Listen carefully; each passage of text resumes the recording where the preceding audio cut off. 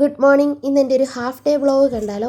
ഇന്ന് വൃശ്ചിക 1-ാം തീയതിയാണ്. അപ്പോൾ രാവിലെ എഴുന്നേറ്റ് കുളിയൊക്കെ കഴിഞ്ഞ് വിളക്കൊക്കെ കത്തിച്ച് പ്രാർത്ഥിച്ചു. ഇന്ന് മണ്ഡലകാലം തുടങ്ങുവാണ്. എനിക്ക് ഏറ്റവും ഇഷ്ടപ്പെട്ട സമയമാണ്. കാരണം എന്തോ ഒരു പോസിറ്റീവുള്ളൊരു എനർജിയാണ് ഈ ഒരു മണ്ഡലകാലത്തിൽ നിന്ന് രാവിലെ തന്നെ കിട്ടുന്നത്. അതെന്താണെന്ന് എനിക്കറിയില്ല. അപ്പോൾ നല്ലൊരു മഞ്ഞുമൊക്കെ ആയിട്ട് വെട്ടമൊക്കെ ആയി വരുന്ന ഒരു സമയമായതേ ഉള്ളൂ. നേരെ ഇനി നമുക്ക് അടുക്കളയിലേക്ക് പോകണം. കാരണം 7:15 ആകുമ്പോഴത്തേനും ചേട്ടനെ പറഞ്ഞു വിടണം.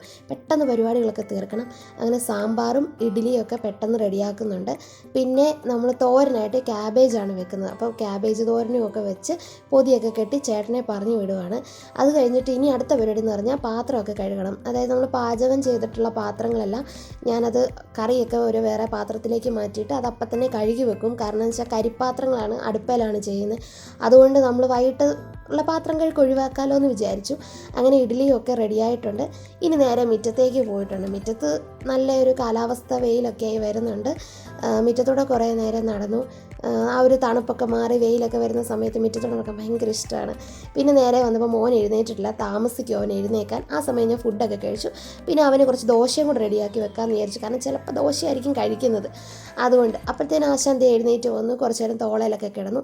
പിന്നെ അവൻ്റെ കാര്യങ്ങളെല്ലാം നോക്കി അവന് ഫുഡെല്ലാം കൊടുത്തതിന് ശേഷം നേരെ മുറ്റം തൂക്കാനായിട്ട് ഇറങ്ങിയിട്ടുണ്ട്. അപ്പോഴത്തേനും ദേ അതിലിങ്ങനെ ഓടി നടക്കുവാണ്. എൻ്റെ കൂടെ അങ്ങോട്ടും ഇങ്ങോട്ടും ഒക്കെ നടക്കും.